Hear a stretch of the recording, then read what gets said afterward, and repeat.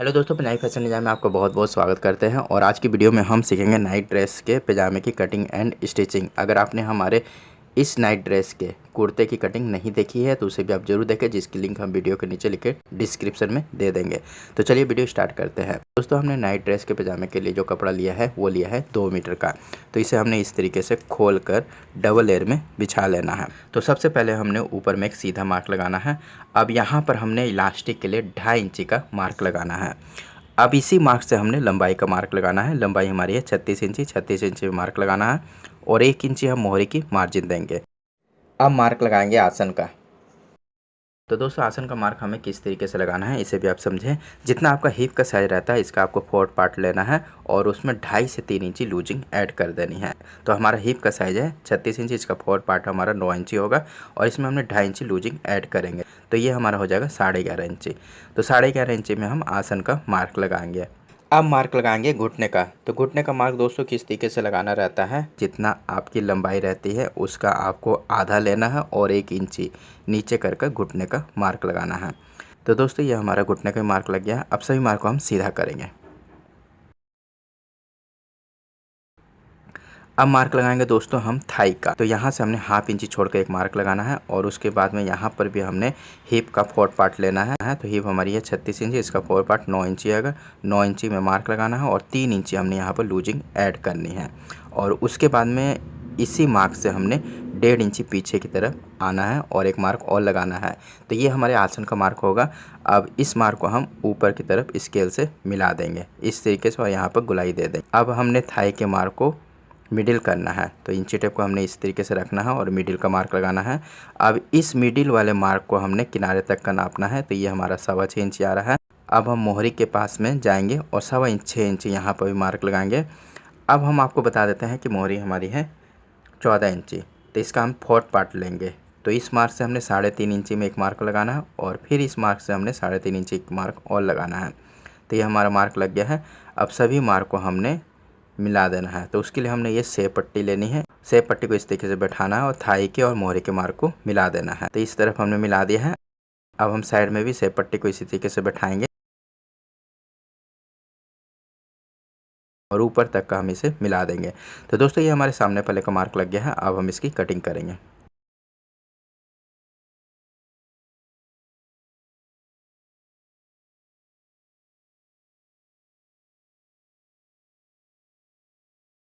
दोस्तों, हमारे सामने पल्ले की कटिंग हो गई है। अब इसी को बैठाकर हम पीछे पल्ले की कटिंग करेंगे।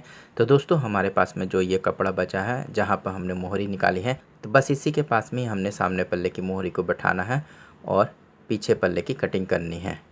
अब हम मोहरी की तरफ आएंगे। यहाँ पर हमने 1.25 इंची का मार्क लगाना है, घुटने के पास में 1.5 इंची का और आसन के पास में 2.25 इंची का मार्क लगाना है।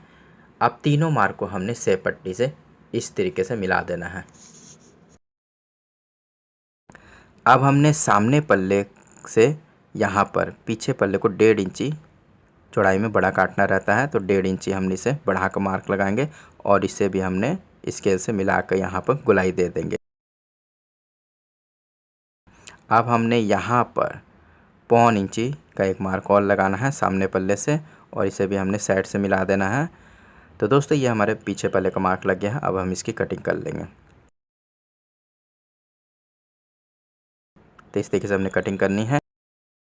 तो इस तरफ हमने 1 इंची बढ़ाकर मार्क से कटिंग करनी है और नीचे में जाकर इसे मिला देना है और इधर हमने मार्क से ही इसकी कटिंग कर लेनी है।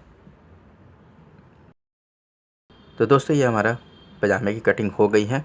अब हम इसकी सिलाई करके आपको दिखाते हैं।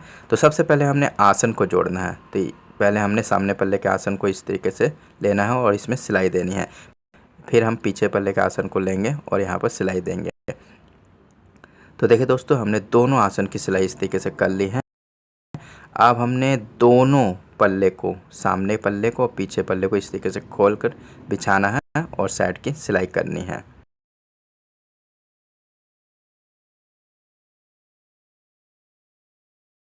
तो देखिए दोस्तों, यहाँ पर हमने साइड की भी सिलाई कर ली है। अब हम यहाँ पर मोहरी की पट्टी लगाएंगे। तो यहाँ पर हमने 2 इंची चौड़ाई की पट्टी लेनी है। उसे हमने उल्टे की तरफ इस तरीके से बैठाना है और सिलाई दे देनी है। तो देखिए दोस्तों यहाँ पर हमने सिलाई दे दी है। अब हमने इसे सीधे की तरफ इस तरीके से करके यहाँ पर पाइपिंग बैठानी है। उससे पहले हमने यहाँ पर हाफ इंच के इसे फोल्ड कर लेना है